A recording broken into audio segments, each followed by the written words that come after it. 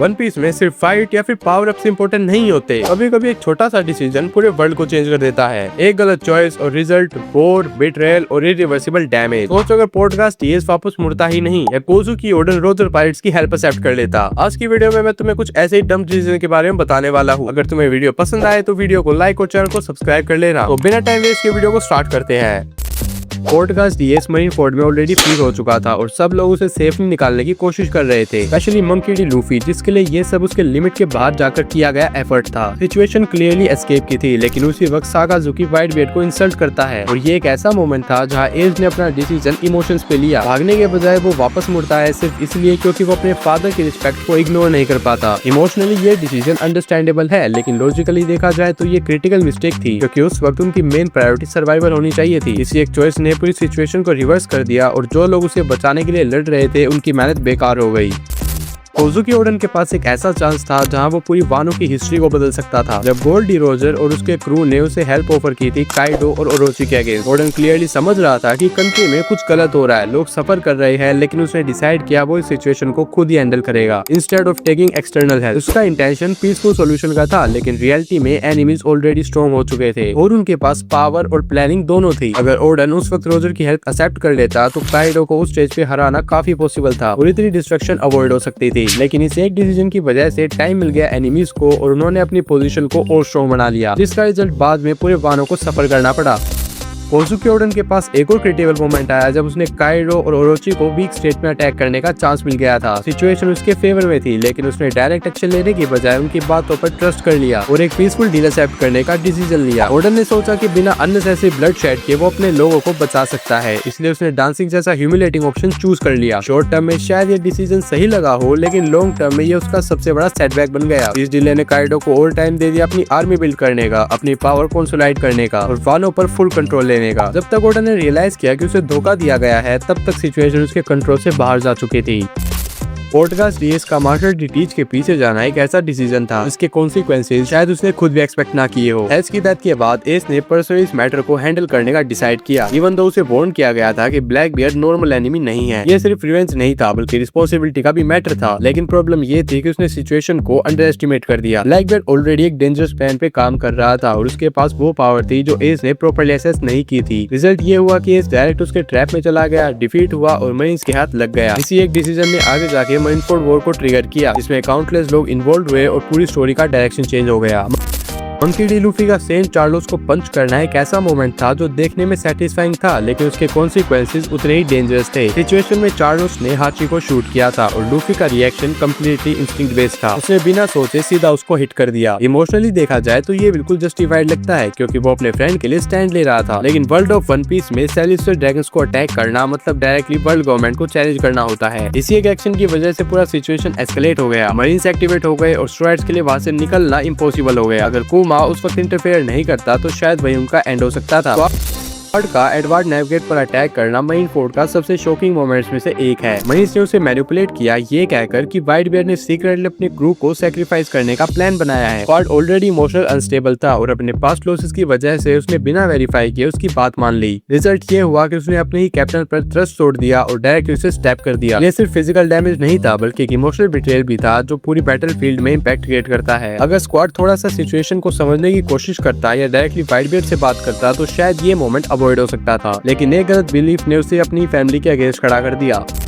Monkey D Luffy पर normal bullets use करना marines का एक ऐसा डिसीजन था जो उनकी प्रिपरेशन पर क्वेश्चन रेज करता है। उन्होंने क्लियरली अनाउंस किया था कि वो स्ट्रॉ हैट लूफी से फाइट करने के लिए रेडी है, लेकिन जब एक्चुअल एनकाउंटर हुआ तो उन्होंने बेसिक बुलेट्स का यूज किया जो लूफी के बॉडी पर काम नहीं करते। ये एक ऐसी चीज है जो उन्हें पहले से पता होनी चाहिए थी, क्योंकि लूफी की एबिलिटीज कोई सीक्रेट नहीं है। इसका मतलब या तो उन्होंने सिचुएशन को सीरियस नहीं लिया या फिर वो प्रॉपर्ली प्रिपेयर्ड ही नहीं थे। रिजल्ट ऑब्वियस था, उनका अटैक कम्प्लीटली इनइफेक्टिव रहा और लूफी उनसे इजीली डील कर गया। यह मोमेंट छोटा जरूर है, लेकिन ये दिखाता है कि कभी कभी ओवर कॉन्फिडेंस या लैक ऑफ प्लानिंग भी एक बड़ी वीकनेस हो सकती है।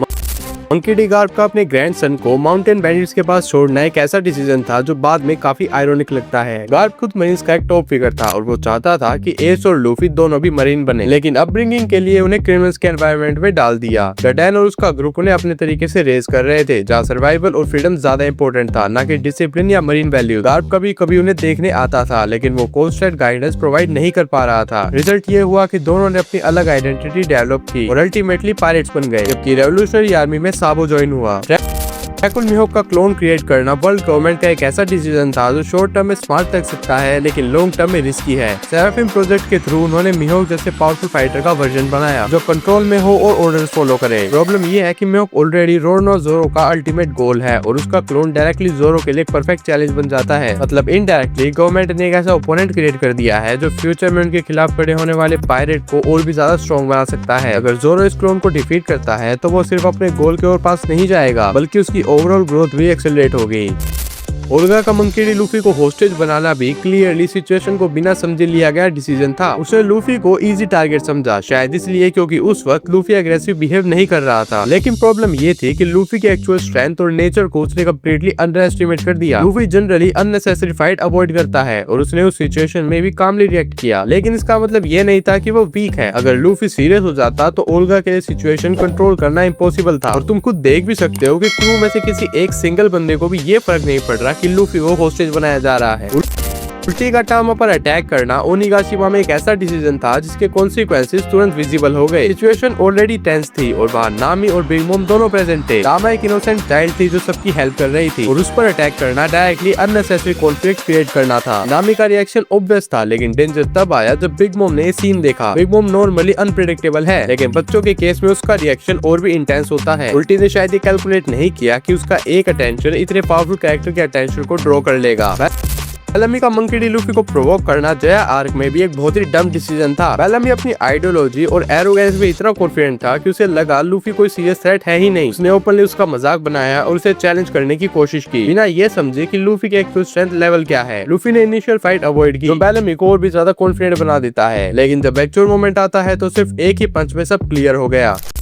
काइडो के मैन का ओनिगाशिमा में फूड वेस्ट करना एक ऐसा डिसीजन था जो उनके लिए अननेसेसरी ट्रबल ले आया। वो लोग कैजुअली खाना बर्बाद कर रहे थे बिना ये सोचे कि उनके आसपास है कौन। मंकी डी लूफी के लिए फूड का इंपॉर्टेंस अलग लेवल का है, स्पेशली जब उसने बानों में लोगों को भूख से सफर करते हुए देखा। ये सिर्फ एक छोटा सा एक लग सकता है, लेकिन लूफी के पर्सपेक्टिव से ये अनएक्सेप्टेबल था। उन लोगों को पता भी नहीं है कि वो किस इंसान के सामने ऐसा कर रहे थे। रिजल्ट ये हुआ कि उन्होंने बिना रीजन के एक पावरफुल एनिमी का अटेंशन अट्रैक्ट कर लिया और बाद में बहुत ही बुरी तरह से पिटे गए।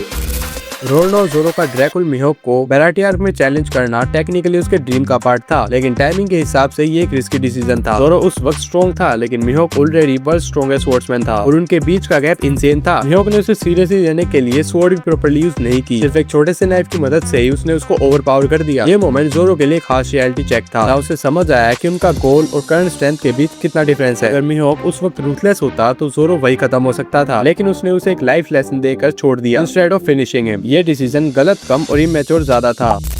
मंकी डी लूफी का रोनो जोरो से डायरेक्शंस पूछना भी उतना ही क्वेश्चनेबल डिसीजन था, स्पेशली जब उसको पता है कि जोरो का सेंस ऑफ डायरेक्शन कितना खराब है। सिचुएशन में लूफी जेन्युइनली कंफ्यूज था और उसे किसी की गाइडेंस चाहिए थी, लेकिन उसे जिस इंसान को चूज किया शायद वो सबसे अनरिलायबल ऑप्शन था। जोरो ने फुल कॉन्फिडेंस के साथ आंसर दिया जैसे वो बिल्कुल श्योर हो, और यही सबसे रिस्की पार्ट था। अगर सांजी वहाँ प्रेजेंट ना होता और उसने अपोजिट डायरेक्शन फॉलो करने का डिसीजन ना लिया होता तो वो लोग इजिली गलत जगह पहुंच सकते थे। ये मोमेंट फनी जरूर है, लेकिन ये भी दिखाता है कि कभी कभी लूफी डिसीजन इस पे लेता है बिना ये सोचे कि सोर्स रिलायबल है या फिर नहीं। चॉपर का फेक स्ट्रो हेड्स को रियल समझना return to Sabo D arc का एक काफी क्वेश्चनेबल मोमेंट था। इतने टाइम तक अपने क्रू के साथ रहने के बाद भी वो उन्हें प्रॉपर्ली आइडेंटिफाई नहीं कर पाया, जो थोड़ा सरप्राइजिंग लगता है, स्पेशली जब ये क्लियरली विजिबल था कि उनका अपीयरेंस, बिहेवियर और ओवरऑल प्रेजेंस कम्प्लीटली अलग थे। चॉपर का एक यूनिक ट्रेड ये भी है कि वो लोगों को स्मेल से रिकॉग्नाइज कर सकता है, फिर भी उसने ये डिफरेंस नोटिस नहीं किया। मदर कार्मेल का शार्लेट लिनलिन को अपने पास रखना भी एक ऐसा डिसीजन था जिसका रिजल्ट उन्हें शायद कभी इमेजिन भी नहीं किया होगा। लिनलिन बचपन से एक्सट्रीमली पावरफुल और अनस्टेबल थी और उसे कंट्रोल करना ऑलमोस्ट इम्पॉसिबल था। कार्मेल ने उसे हैंडल करने की कोशिश की, लेकिन वो उसके एक्चुअल नेचर को अंडर एस्टिमेट कर गई। प्रॉब्लम ये थी कि उसका बिहेवियर अनप्रेडिक्टेबल है और जब वो इमोशनली या हंग्री होती है तो वो कम्प्लीटली आउट ऑफ कंट्रोल हो जाती है। और जब लिनलिन आउट ऑफ कंट्रोल हो जाती है तो उसने पूरे एल्बाफ को डिस्ट्रॉय कर दिया था और बाद में एल्डर जोरुल को भी मार दिया। बाकी आज की वीडियो के लिए बस इतना ही। कमेंट्स में बताना कि तुम्हें कौन सा डिसीजन सबसे ज्यादा डम लगा या फिर कौन सा मैंने मिस कर दिया है। और अगर तुमने अभी तक चैनल को सब्सक्राइब नहीं किया तो कर देना। मिलते हैं अगली वीडियो में।